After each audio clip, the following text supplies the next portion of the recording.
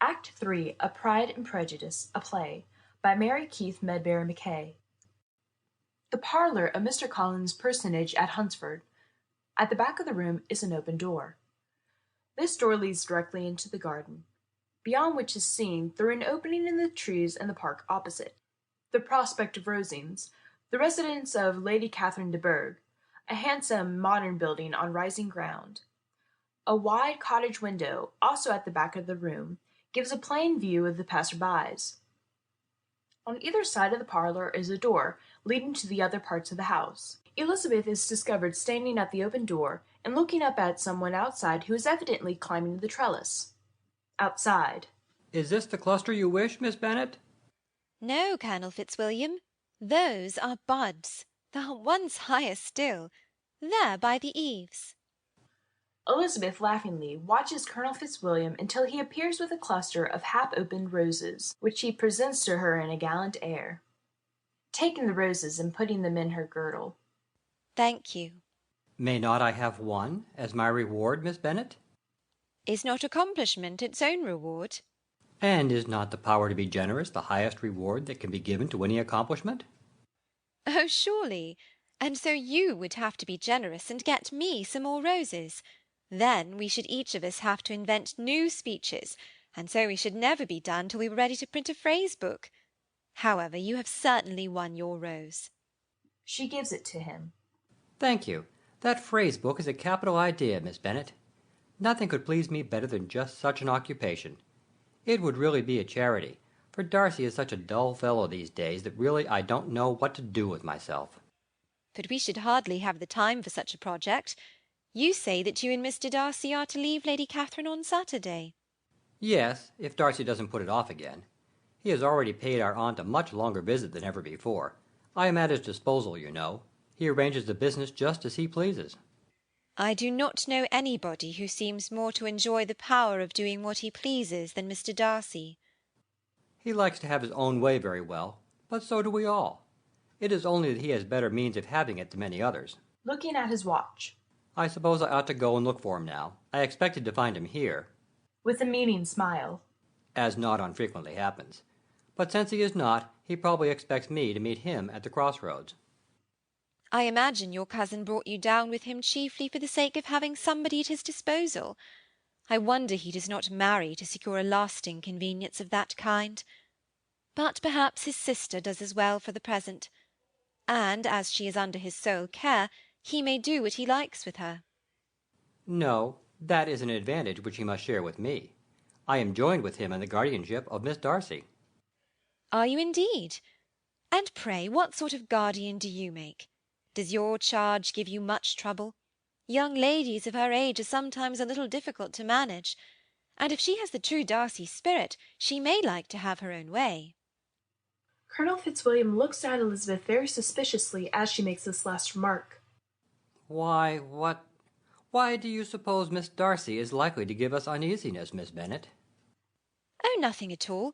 You need not be frightened. I never heard any harm of her. She is a great favourite with a lady of my acquaintance, Miss Bingley. I think I have heard you say that you knew Miss Bingley. I know her a little. Her brother is a pleasant, gentlemanlike man. He is a great friend of Darcy's. Oh, yes.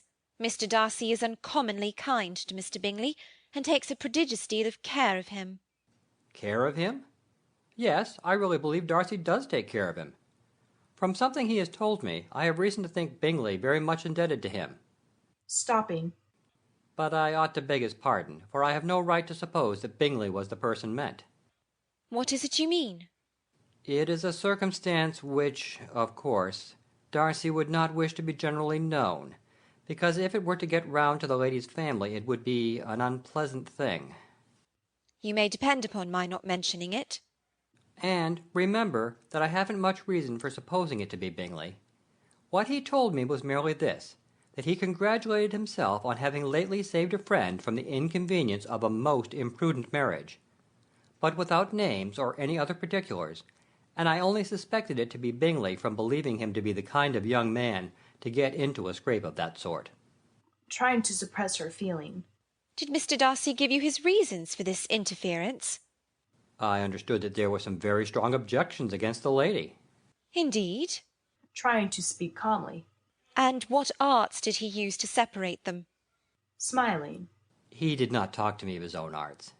He only told me what I have now told you. Why was your cousin to be the judge? You are rather disposed to call his interference officious? Growing excited. I do not see what right Mr. Darcy had to decide on the propriety of his friend's inclination. Why, upon his own judgment alone, Mr. Darcy was to determine in what manner his friend was to be happy. Recovering herself. But, as we know none of the particulars, it is not fair to condemn him. It is not to be supposed that there was much affection in the case. That is not an unnatural surmise, and I believe Darcy told me that he did not think that the lady, at least, was very deeply concerned in the matter. However, to lessen the affection on either side is to lessen the honour of my cousin's triumph very sadly. Your cousin's triumph? Greatly excited, she is about to continue when Charlotte's voice is heard outside. Yes, Mr. Darcy. I think I saw Colonel Fitzwilliam go up the garden path a few moments ago. Protesting. Oh, no, Mr. Darcy, you are too kind, really. Outside. Pray, allow me. Charlotte enters, accompanied by Darcy, who is carrying a basket of eggs. She wears a garden hat and gloves. Ah, here he is. Good morning, Colonel Fitzwilliam. To Darcy. Pray, let me have the basket now, Mr. Darcy. Darcy gives Charlotte the basket, and then turns to Elizabeth. Good morning, Miss Bennet. Elizabeth returns Darcy's greeting with a self-consciousness which does not escape his notice, but the motive of which he mistakes.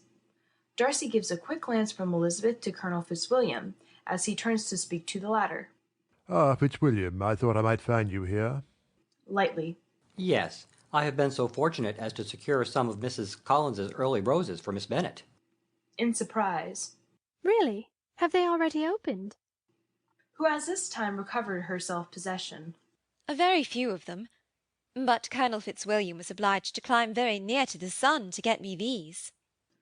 She looks admiringly upon the flowers as she speaks, showing the rose which Elizabeth has given him. And you see, I have my reward. Smiling faintly. Colonel Fitzwilliam might not have won his prize so easily, Miss Bennet, had there been others in the field. Ah, no, Mr. Darcy, I cannot lessen Colonel Fitzwilliam's achievement by admitting any such possibility. Gallantly. Thank you, Miss Bennet. Darcy turns away with an unconscious look of chagrin. Well, surely my roses will have to bloom their prettiest this season, in return for all the attention they have received. To the young men. Will not you be seated, gentlemen? Thanks. No, Mrs. Collins. I merely stopped for Colonel Fitzwilliam, but perhaps his rose-gathering has caused him to abandon our project of taking a walk together this morning. By no means, Darcy. That pleasure has only been deferred. Very good, then. We will go at once, if Mrs. Collins and Miss Bennet will pardon me this hasty call. Certainly, Mr. Darcy. Elizabeth also, absent-mindedly, murmurs her assent, for which Darcy lingers with vague uneasiness before departing with Fitzwilliam. Charlotte looks at Elizabeth curiously, then calls to the little maid, who enters. Martha, take these eggs to the pantry. Do not disturb them. Very well, ma'am. She curtsies and goes out, taking off her hat and gloves. Now, Eliza, we must get to our work and have a comfortable chat. You have been here nearly 2 weeks, and we really haven't had a good talk yet. Getting out her embroidery. Yes, you promised me a quiet visit, Charlotte, but I find you are more lively here than we are at Longbourn. The two ladies sit at the table with their embroidery. But how could I have anticipated the arrival here of 2 very attentive young gentlemen? Smiling at Elizabeth. It is really quite a surprising coincidence, or else Mr. Darcy has timed his visit to his aunt very cleverly. As to these daily visits to the parsonage, you may be sure I do not take to myself the credit of them. Neither of these young gentlemen would ever come so often to see me. I have to thank you, Eliza, for this civility.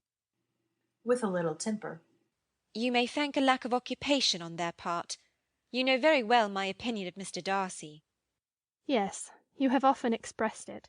I wish I were as well informed of Mr. Darcy's opinion of Eliza. When you know the one, you know the other. They are identical. Well, perhaps under the circumstances, that is the most satisfactory condition of things. And do we hold the same opinion of Colonel Fitzwilliam? Tossing her head. Oh, Colonel Fitzwilliam. Looking at Elizabeth sharply, and after a short silence. And so Jane is once more at home after her visit in London, and Lydia has gone to Brighton after all. How did she ever manage to persuade your father? Oh, Lydia was so determined upon it that she and mamma gave my father no peace till they had teased him to consent. But I am very sorry. Lydia is too foolish, too ignorant and wilful to be trusted away from home. I only hope that no harm will come of it. And is Mr. Wickham still with the regiment? Yes, he went with it to Brighton. I hear that he is thinking of marrying Miss King, since she has just received a legacy of £10,000. I should be sorry to think that our friend was mercenary. A man in distressed circumstances has not time for all those elegant decorums which other people may observe. If Miss King does not object to it, why should we? Her not objecting does not justify him. Well, have it as you choose. He shall be mercenary, and she shall be foolish. Mr. Wickham's worst fault, after all, is his power of being agreeable. Thank heaven we both of us know some men who haven't one agreeable quality. Stupid men are the only ones worth knowing. Smiling. Well, well, Eliza, that speech savours a little of disappointment. Oh, yes, anything you please. Changing the subject. And you say that Jane is not in her usual spirits? Yes. And she is looking poorly? Yes, very. Did she see much of the Bingleys in London? She saw nothing of them. Oh, Charlotte, I have just had all my suspicions verified. Your suspicions? Yes, there has been an arrangement in all of this. Mr. Bingley has been kept away from Jane by— Stops suddenly. Looks up curiously, then speaks quickly. Don't imagine any such nonsense, Eliza. A young man like Mr. Bingley so easily falls in love with a pretty girl for a few weeks, and when accident separates them, so easily forgets her, that this sort of inconstancy is very frequent. We do not suffer from accident, Charlotte. A young man of independent fortune does not suddenly decide of his own free will to think no more of a girl with whom he was violently in love. But were they so violently in love? Yes, I never saw a more promising inclination. Why, Mr. Bingley would talk to no one else, would look at no one else. Is not general incivility the very essence of love? Smiling. It is usually a good test. But if Jane did not return his affection— It really did not seem to me that there was anything violent in Jane's attitude. I could never see that she showed any extreme affection for Bingley. Well, I know that Jane was very much in love with him, and that she showed her affection as much as her nature would allow. If Bingley didn't see it, he must have been a simpleton. No, the real trouble was that Jane didn't see him often enough, perhaps, to make her understand his character. Oh, if Jane were married to Bingley to-morrow, I should think she had as good a chance of happiness as if she were studying him for a 12-month. It is far better to know as little as possible of the person with whom you are to pass your life. Demurely. In some cases that is undoubtedly true. Appears at the garden door. He wears a wide-brimmed hat and carries a hoe, also a large basket. He looks in. Ah, a very charming domestic picture. Taking a bunch of radishes from the basket, he speaks to Charlotte. My dear, I have found some fine early radishes. I thought it would be a graceful attention on your part to send some of these to Miss de Bourgh. Sits upon the chair near the doorway. I fear the apothecary might object. True, they might not be suitable, but Looking at them proudly. they are very fine radishes. To Elizabeth. Miss Elizabeth, I am very successful in my gardening. I consider the work I do in my garden to be one of my most respectable pleasures. Lady Catherine is always ready to encourage me in it, and my dear Charlotte is ever willing that I should leave her side for the sake of this healthful exercise. Looking at the radishes again. It is indeed a pity that Miss de Bourgh is not well enough to enjoy them. My dear Charlotte has doubtless told you, Miss Elizabeth, of the alliance which is in prospect between Miss de Bourgh and Mr. Darcy. This extreme delicacy of constitution would seem to be the only bar to their happiness. Yes, Charlotte has told me that Mr. Berg is sickly. She will make Mr. Darcy a very proper wife. Charlotte looks anxiously at Mr. Collins as Elizabeth says this, but he is gazing out the door and does not seem to notice the remark. I hope you are pleased with Kent, Miss Elizabeth. Very much, Mr. Collins. I do not think the kingdom can boast a grander scene than the one now spread before our eyes. Pointing. This garden, that park with rosings in the distance, do not you think my dear Charlotte is most fortunately placed, Miss Elizabeth? Most fortunately, Mr. Collins. And when you have seen Lady Catherine, you will be more deeply impressed, I am sure. We can hardly expect her to call upon you. This illness of Mr. Berg would prevent it, and in any case it would be an act of extreme condescension on her part. But I am quite confident that you will receive an invitation to drink tea of a Sunday evening with her, after Mr. Darcy and his cousin are gone, of course. And we may later have an invitation to dinner, although I would not for the world arouse in you false hopes which may be shattered. Enters in great excitement. Oh, Mrs. Collins, Lady Catherine's carriage is turning into the lane, and she is in it. Rising in great excitement. Lady Catherine, at this hour? What amazing condescension! He turns in a helpless manner to Charlotte. But, my dear, I am quite unprepared. My habiliments, I would not be wanting in respect. What shall I do? Hurriedly putting up her work and giving her hat and gloves to the maid. Go make yourself ready, Mr. Collins. We will do the same. Charlotte pushes Collins gently towards the door. Yes, yes, but this implement. He holds out the hoe. Give it to Martha. Mr. Collins hastily gives the hoe to the maid and then goes out. He instantly returns, however, and again appeals in distressed tones to his wife, holding out the basket. And these radishes, my dear? Martha, take the radishes from Mr. Collins. Yes, ma'am. The maid tries to hold at once basket, hoe, hat, and gloves, as she stands in the corner, open-mouthed. Again emerging from the door. Do not make yourself uneasy about your own apparel, Miss Elizabeth. Lady Catherine is far from requiring that elegance in us which becomes herself and daughter. Oh, do go, Mr. Collins. Lady Catherine will be here in an instant. She shuts the door on Mr. Collins, greatly amused at all this excitement. Are you going to make any change in your dress, Charlotte? Do you wish me to do so? Well, Eliza, if you wouldn't mind, I should like you to put on your sprigged muslin. In spite of what Mr. Collins says, I know it would please him. I have no time to change. Is my cap straight? Oh, here she is. To the maid, who stands staring with her arms full. Why, Martha, are you still there? Go! Go! She bustles the maid out of one door, then runs to the other, calling her husband. Mr. Collins! Mr. Collins! She then rushes into the garden, followed immediately by Mr. Collins in the same state of excitement. Elizabeth, as she looks after them, is convulsed with laughter. So at last! Her high and only mightiness! No tremors, Elizabeth. Now is the time for all your courage. She runs laughing out of the room.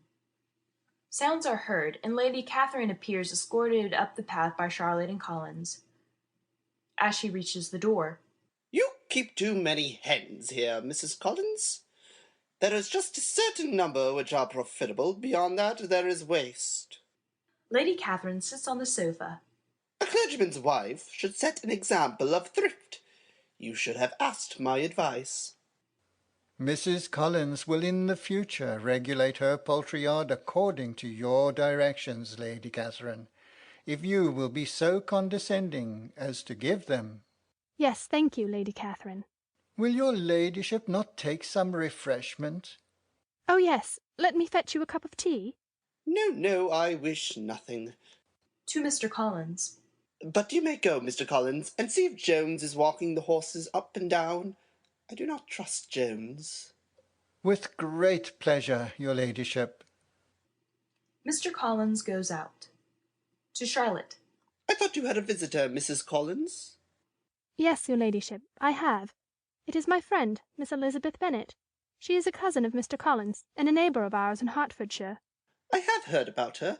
Fitzwilliam says she is a very genteel, pretty kind of girl. Indeed she is, Lady Catherine. Well, where is she? She has gone to make a little change in her dress before presenting herself to your ladyship. Oh, very proper, very proper. I am delighted to hear that Mr. Berg is better, Lady Catherine. Yes, thank you. She is very greatly improved.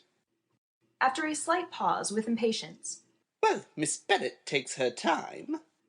I am sure she will be here in a moment. Elizabeth enters. Oh, here she is. Presenting Elizabeth. Lady Catherine, Miss Elizabeth Bennet. Elizabeth curtsies. Without leaving her seat, looks Elizabeth over from head to foot. Oh, how do you do, Miss Bennet? You are younger than I thought. Smiling. Indeed? You know my nephew, Mr. Darcy?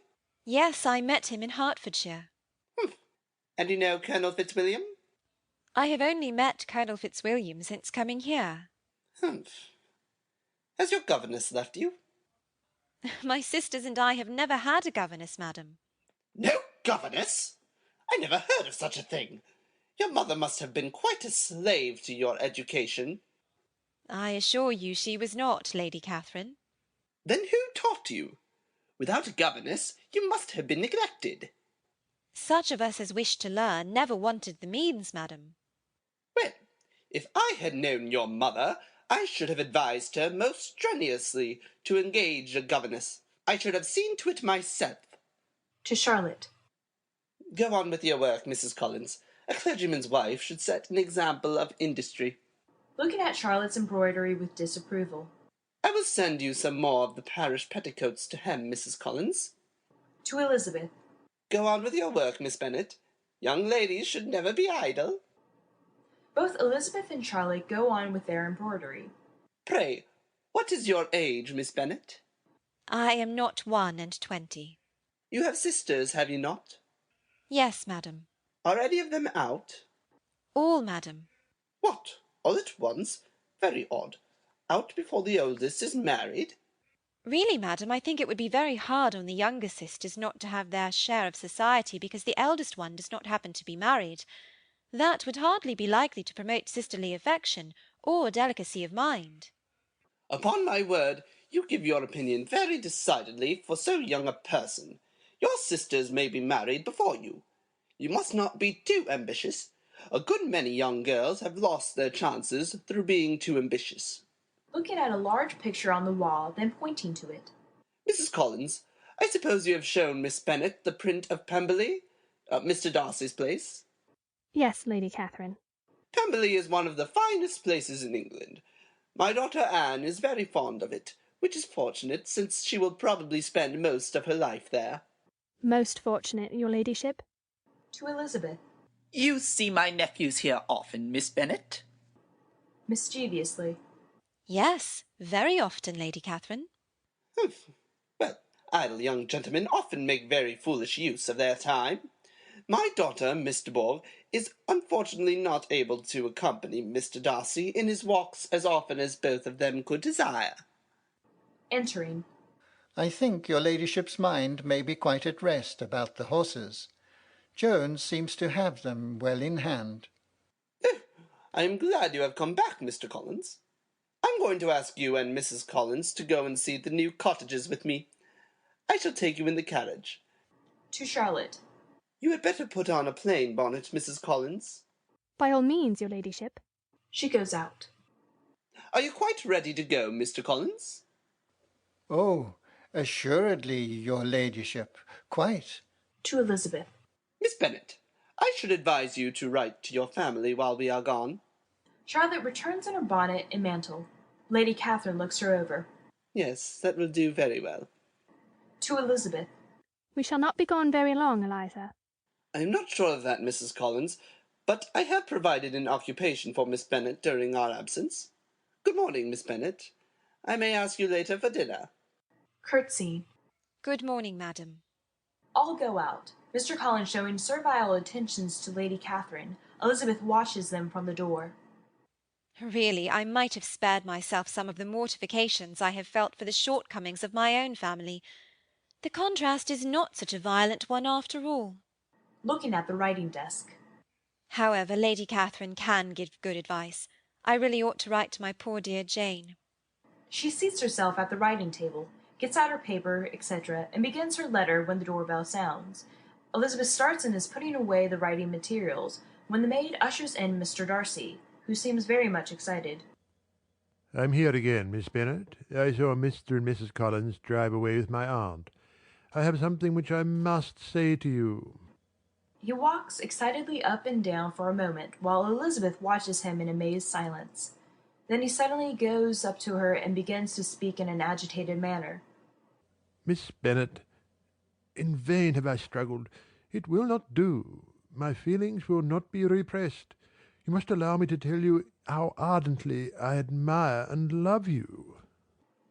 Is perfectly astounded. She stares, colours, doubts, and is silent, taking her silence for encouragement. Miss Bennet, I can well understand your own astonishment at this declaration, for I am amazed at myself. My feeling for you has taken possession of me against my will, my reason, and almost against my character. Starting in indignation. Sir! Oh, understand me, I beg of you. For yourself alone my admiration is only too natural. I share it with everyone who has the happiness of knowing you. But, pardon me, for it pains me to offend you. The defects of your nearest relations, the total lack of propriety so frequently betrayed by your family, has so opposed my judgment to my inclination, that it has required the utmost force of passion on my part to put them aside. But, my dear Miss Bennet, your triumph is complete. Your own loveliness stands out the fairer in its contrast to your surroundings, and I now hope that the strength of my love may have its reward in your acceptance of my hand. Who has gone through all sorts of emotions during the speech, speaks in a constrained manner as if trying to control herself. Mr. Darcy, in such cases as this, it is, I believe, the established mode to express a sense of obligation for the sentiments avowed, however unequally they may be returned. If I could feel gratitude, I would now thank you. But I cannot. I have never desired your good opinion, and you have certainly bestowed it most unwillingly. Leaning against the mantelpiece, hears her words with no less resentment than surprise. After a little he speaks in a voice of forced calmness.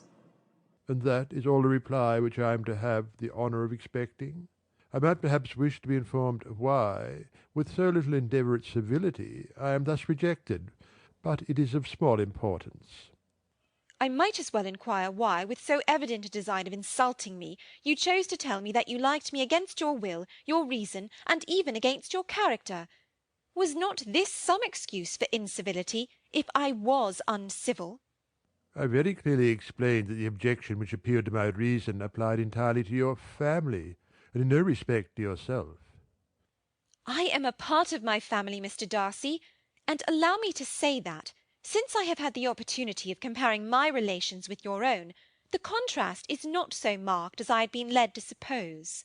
Darcy starts. But aside from all questions of either feeling or family, do you think any consideration would tempt me to accept the man who has been the means of ruining, perhaps for ever, the happiness of a most beloved sister, and involving her in misery of the acutest kind? Darcy looks at her with a smile of incredulity. Can you deny that you have done this? I have no wish of denying that I did everything in my power to separate my friend from your sister. I did not, indeed, anticipate that I should involve either of them in misery of any kind. On your sister's side, at least, I was never able to discover any symptom of peculiar regard for Mr. Bingley, while, for every reason, I must rejoice in my success with my friend. Toward him I have been kinder than toward myself. Your arrogance in calmly deciding the extent of other people's sentiments does not surprise me. It is of a piece with your whole nature. But your interference in my sister's concerns is not all. Long before it had taken place, my opinion of you was decided. Your character was unfolded in the recital which I received months ago from Mr. Wickham. Darcy starts excitedly. What can you have to say on this subject? In what imaginary act of friendship can you here defend yourself? In a tone of suppressed excitement, in marked contrast to his previous self-assured manner. You take an eager interest in that gentleman? Who that knows what his misfortunes have been can help feeling an interest in him? His misfortunes? Yes, his misfortunes have been great indeed. And of your infliction. You have reduced him to his present state of poverty, comparative poverty. You have withheld the advantages which you must know to have been designed for him. You have done all this, and yet you can treat the mention of his misfortunes with contempt and ridicule. Walking up and down the room with quick steps. And this is your opinion of me? This is the estimation in which you hold me? I thank you for explaining it so fully. Stopping and looking at her. Perhaps if I were to divulge the truth regarding Mr. Wickham, I might give you as great a surprise as you have given me. After a slight pause. I do not care to go into particulars, but in justice to myself, I must tell you that the man whom you consider a martyr is a profligate with the most vicious propensities, a man who should never have entered your home, for his presence there is a constant source of danger. Mr. Darcy! I am ready to give you the full proofs of all I have said, Miss Bennet, whenever you may so desire, although I would gladly forget all the miserable circumstances myself, and no obligation less than the present should induce me to unfold them to any human being. Your judgment in the matter of my sister's happiness has given me a gauge by which I can measure your fairness to a man who has been so unfortunate as to offend you. My faith in Mr. Wickham is unshaken. Looking at Elizabeth in indignation, and by a great effort governing himself. I shall take what you have said, Miss Bennet, as a reflection on my judgment alone, otherwise my veracity would be at stake, and this I am sure you did not intend. Indeed, I understand your whole position perfectly. I have erred in the manner of my declaration. Your bitter accusations might have been suppressed had I concealed my struggles. It is my own fault. I have wounded your pride. I should have flattered you into the belief that I was impelled by inclination, by reason, by reflection, by everything. But disguise of every sort is my abhorrence. Could you expect me to rejoice in the inferiority of your connections? And do you expect me to rejoice in your proposal that I ally myself to the conceit and impertinence of yours? No, Mr. Darcy. The manner of your declaration has affected me only in one way. It has spared me the concern which I might otherwise have felt in refusing you, had you behaved in a more gentlemanlike way. Darcy starts. You could not, however, have made me the offer of your hand in any possible way that would have tempted me to accept it. Darcy looks at her with an expression of mortified amazement. I had not known you a month before I felt that you were the last man in the world with whom I could ever be prevailed upon to marry. You have said quite enough, madame. I quite comprehend your feelings, and have now only to be ashamed of what my own have been. Forgive me for having taken up so much of your time, and accept my best wishes for your health and happiness. Darcy hastily leaves the room, sinking into a chair, then getting up and walking excitedly about the room. To insult my family! To think I was ready to fall on my knees in gratitude for his condescension! To calmly dispose of Jane's happiness! Stopping in her walk with a half-amused smile. And yet, really to be in love with me despite of every obstacle. Throwing herself again into the chair, half laughing, half crying. Oh, Jane, Jane, I wish you were here. Enters with a letter. Here is a letter, miss. The express has just brought it. A letter? For me? Yes, miss. She gives Elizabeth the letter, curtsies, and goes out. Looking at the letter. Why, it is from Jane. What can be the matter? She opens the letter hurriedly and reads. Dearest Lizzie, I have bad news for you, and it cannot be delayed. An express came to us last night from Colonel Forster. He told us that Lydia had run away from Brighton with one of his officers. To own the truth, with Wickham. Oh, Wickham! Going on with the letter. He first thought they had gone to Scotland. But, oh, Lizzie, it is far worse than that. We now know that Wickham never intended to go there, or to marry Lydia at all. Oh! Reading again. Colonel Forster has been here to-day. He says Wickham is not a man to be trusted. He has left Brighton terribly in debt, and his record is bad in every way. Oh, Lizzie, our distress is very great. My father is going to London with Colonel Forster instantly to try to discover the fugitives. It is hard to ask you to shorten your visit, but we are in such distress that— Darting from her seat. Oh, where is the express? I must write. No, I must go. Oh, Lydia! And Wickham! I must go at once. I must send someone for a carriage. She rushes to the garden door, calling. Martha! Martha, the express! Suddenly she calls again. Oh, Colonel Fitzwilliam, is that you? Appearing in the garden. What is the matter, Miss Bennet? Oh, Colonel Fitzwilliam, the express, or can you get me a carriage? I have had bad news from home. I must return at once, and Mr. Collins is away. Will you be so kind? She falls, half fainting, upon a chair near the door. Certainly, my dear Miss Bennet, of course, but— Calling off. Darcy, don't wait for me. I can't join you now. Miss Bennet is in distress. Entering. Miss Bennet? Good God! What is the matter? Miss Bennet has just had bad news from home. She wishes to return, and desires a carriage. In a decided tone. Do you go for the carriage, Fitzwilliam? Get one from the stables. Fitzwilliam hesitates. Go. I will remain with Miss Bennet. Fitzwilliam goes out. To Elizabeth very gently. Shall I call the maid, Miss Bennet?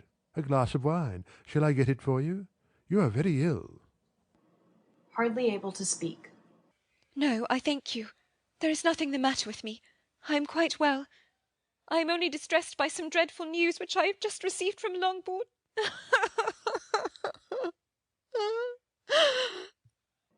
Helplessly. I am sorry, very indeed. After a short silence. I have just had a letter from Jane, with such dreadful news. It cannot be concealed from any one. I am grieved, Miss Bennet, grieved indeed. Oh, Mr. Darcy, you were right. If I had only believed you, you and others. But I could not believe it. What is it, my dear Miss Bennet? What has happened? Oh, I cannot tell it, and yet everyone must know. My sister Lydia has eloped, has thrown herself into the power of Mr. Wickham. She has no money, nothing that can tempt him to— She is lost forever. Good God, Miss Bennet! Your sister and Wickham! Oh, this is my fault. I should have realized this danger. I should have spoken. My own wretched experience with this man should have been told. Your experience?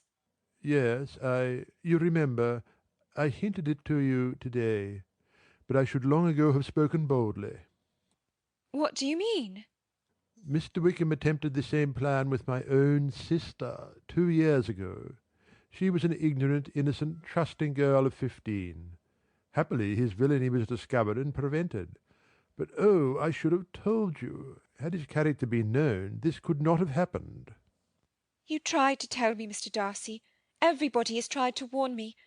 But I could not believe it, and now it is too late. Too late! Let us hope not. Is what you've told me certain? Absolutely certain? Oh, yes, they left Brighton together on Sunday night. They are certainly not gone to Scotland. And what has been done or attempted to recover your sister? My father has gone to London. He will beg my Uncle Gardiner's assistance. But nothing can be done. I know very well that nothing can be done. How is such a man to be worked on? How are they ever to be discovered? I have not the smallest hope. It is all horrible. Miss Bennet, I have made a wretched mistake in all this. Would to heaven that anything could be said or done on my part that might make you reparation or offer consolation to such distress. Elizabeth sinks sobbing into a chair while Darcy walks up and down in deep thought. In a moment a carriage is heard outside, then voices. Looking out. Mr. and Mrs. Collins are returning. What would you wish me to do? Oh, I do not know. I do not know. Returning to Elizabeth, speaks quickly and in deep concern. You really wish to return home at once? Rising from her chair. Oh, yes, yes, at once. reaching her hand to him appealingly. Take me home, Mr. Darcy. Take me home. At this instant, Mr. and Mrs. Collins appear at the garden door, and, transfixed with astonishment, stand gazing at Darcy and Elizabeth. End of Act 3.